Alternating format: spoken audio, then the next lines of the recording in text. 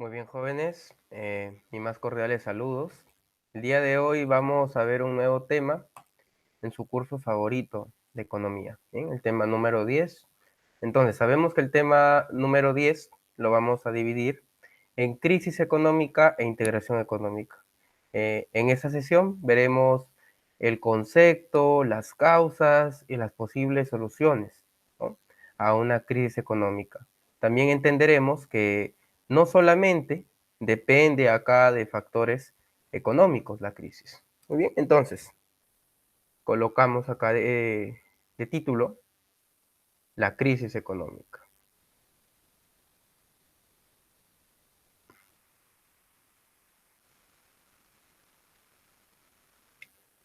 ¿Qué se nos viene en mente, no? Cuando escuchamos crisis económica, se nos viene a la mente temas como la pobreza, la escasez, la inflación, en resumidas cuentas, ¿no?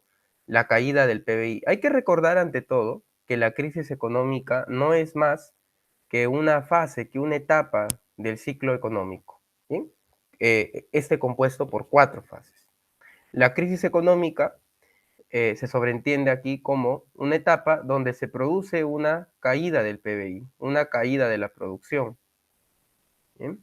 Una caída de la producción, del ingreso, ¿no?, representado acá por Y, en un respectivo tiempo, ¿no? Entonces, la variación de este indicador se hace negativa. Muy bien. Hemos dicho, se nos viene en mente aspectos como el aumento de la pobreza,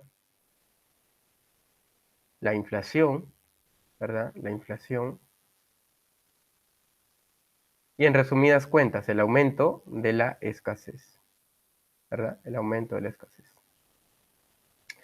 Pero entonces, ¿qué origina acá una crisis económica? Entonces, lo que origina una crisis económica lo podemos dividir en dos grandes partes. Tenemos las causas económicas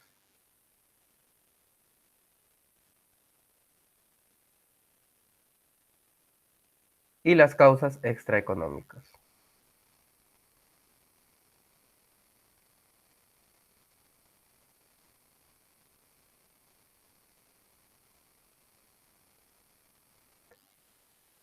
Muy bien. Entonces, las causas económicas podemos tener como referente, podemos decir, oye, esta institución y esta otra fallaron, hicieron las cosas mal, aplicaron alguna política que no iba de acuerdo a la sociedad peruana. Entonces, ¿a quién atribuirle, no?, esa tremenda responsabilidad? Entonces, tenemos acá dos instituciones, el Ministerio de Economía y Finanzas, el MEF, y tenemos a otra institución muy importante, ¿ya?, al Banco Central de Reserva del Perú, el BCRP. Este se va a encargar de la política fiscal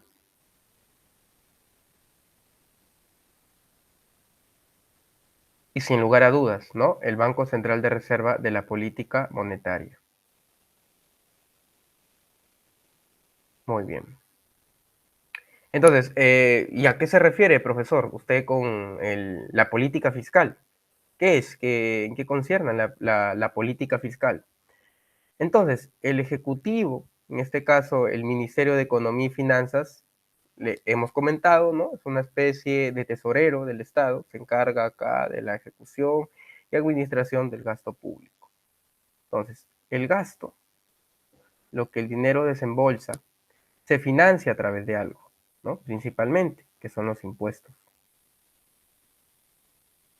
Entonces, si yo quiero más gasto, necesito más impuestos, y más aún si tenemos una coyuntura complicada, donde si la inversión nos va mal por esta parte de la atracción de inversión privada, y nos va mal también con las relaciones en el mundo, entonces no queda de otra, ¿no? El Estado, sin lugar a dudas, tiene gastos, entonces tiene que hacer uso aquí de esos impuestos. Entonces denominamos acá una política fiscal expansiva cuando se trata de un aumento en el gasto público. ¿ya? Y una política fiscal contractiva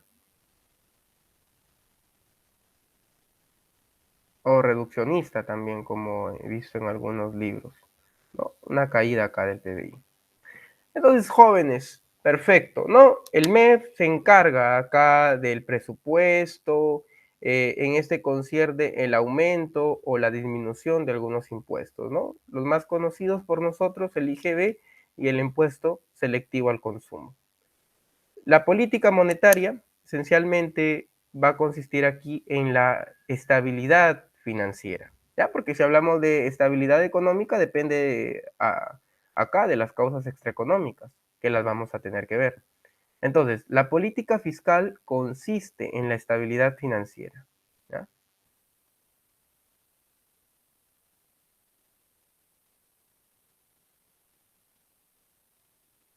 Entonces, al hablar de estabilidad financiera significa que el dólar no fluctúe mucho, que lo que yo compro hoy a 3 soles el próximo mes, igualmente yo lo pueda comprar a 3 soles. ¿M? O lo que yo haya guardado en el banco no se devalúe de una manera u otra cuando lo quiera cambiar a moneda extranjera. Entonces, esa es la estabilidad financiera y muy importante al momento de que el inversionista extranjero pone los ojos en el país, al momento de que el inversionista extranjero eh, tiene algún interés, ¿no? Entonces, ve ahí la rentabilidad de su dinero. Esto se resume a las metas de inflación, a la emisión monetaria.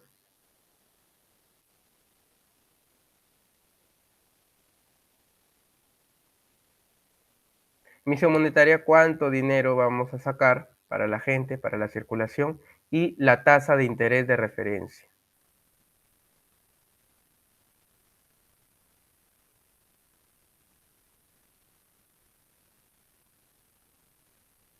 Por favor, hay algunos instrumentos que me quedo acá sin mencionar, pero es importante hacerle mención, ¿no? Me quedo acá sin escribir, por ejemplo, la tasa de encaje legal, que en caso de una inflación, esta tiene que aumentarse, ¿no? Si aumenta la tasa de encaje legal, es como que si los bancos aumentan el guardadito que este tiene.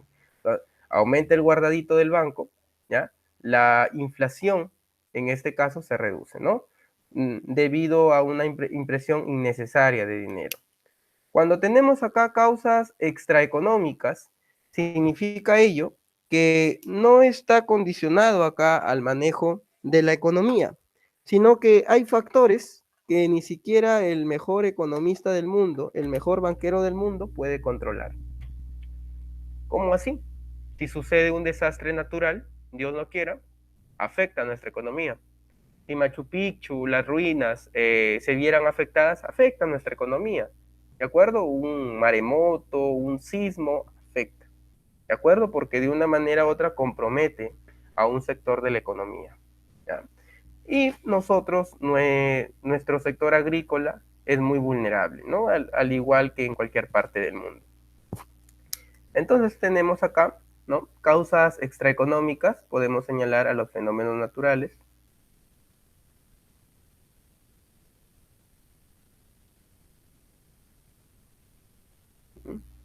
¿Qué más? Una huelga, un paro, también, ¿no? Los problemas sociales.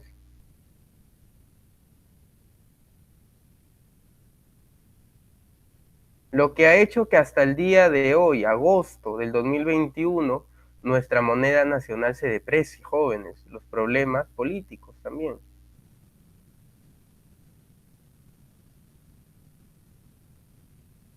Y las condiciones del resto del mundo, algo que también no podemos controlar, ¿no? Estados Unidos entrar en crisis, desde luego, pues nos va a afectar muchísimo. Si China entrara en crisis, nos va a afectar muchísimo. Recordemos que estos son los países que nos compran una gran cantidad de materias primas. Bien, entonces, entendiendo esto, ¿ya?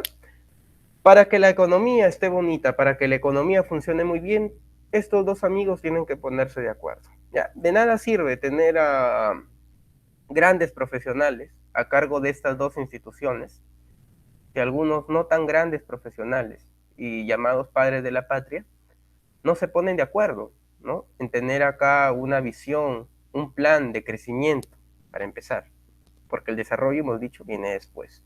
Entonces necesitamos que estos dos señores se pongan de acuerdo, ¿no? Enfoquen aquí la mejor de sus capacidades a bien de una economía, a bien de un país en general. Como mencionábamos, el PBI, la crisis económica, no es más que una parte del ciclo económico, la crisis, ¿ok? Y el ciclo económico entendido como la evolución del PBI. Bien, vamos a graficar. Era algo como esto, ¿no? La crisis era esta parte de aquí. Entonces tenemos acá PBI y tenemos acá una línea de tiempo, ¿no? Esto, bueno, se conocía como el crecimiento. Esto era auge, ¿verdad? Auge. La caída era una recesión económica, ¿verdad? Una recesión. Acá un fondo, fondo o cima con S. Y acá, bueno, esto se repetía, ¿no? Se tenía que recuperar la economía o tenía que crecer. Por algo se llama ciclo. Kuznets nos señalaba una manera de hacer una contabilidad acá del PBI, ¿no? El PBI, o la producción interna de un país, es igual al consumo, más la inversión, más el gasto público, más las exportaciones, menos las importaciones. Entonces, te dirá, profesor, tiene signos positivos aquí cada variable. Podemos aumentar el consumo y aumenta el PBI cuando este haya caído. Podemos aumentar la inversión y aumenta el PBI. Completamente correcto. Usted está pensando así. Pero lo que hay que tener, eso sí, muy en cuenta, lo que hay que tener demasiado en cuenta es que no es lo mismo aumentar el gasto público, incentivar el gasto del gobierno, que incentivar la inversión. No es lo mismo incentivar el consumo que incentivar las exportaciones. El gasto público tiene un factor muy riesgoso, ¿ya? Porque el Estado no nos regala nada, el Estado simplemente administra acá nuestras riquezas. Entonces todo tiene un costo, ¿no? Y si a un plazo inmediato comprometemos recursos futuros, la vamos a pasar muy mal. Así de simple. ¿Ya? Acá la evidencia norteamericana, ¿no? Dos veces, en 1929 y en el 2007, ¿no? Antes de que colapse aquí la gran crisis financiera del 2008. Incentivaron demasiado el crédito a las personas y luego estas no pudieron cubrir aquí con su palabra, con su deuda. Entonces también, ¿no? Todo tiene un límite cuando se trata de incentivar el consumo. Igualmente aquí las exportaciones también, ¿no? Dicho está que cuando se devalúa una moneda, se incentivan estas. Ahora, para economías latinoamericanas como la nuestra, el incentivo acá de la inversión privada para las economías latinoamericanas, ¿ya? Explico de aquí por qué, ¿ya? Cuando nosotros tenemos inversión privada, se traduce esto a crecimiento sostenible.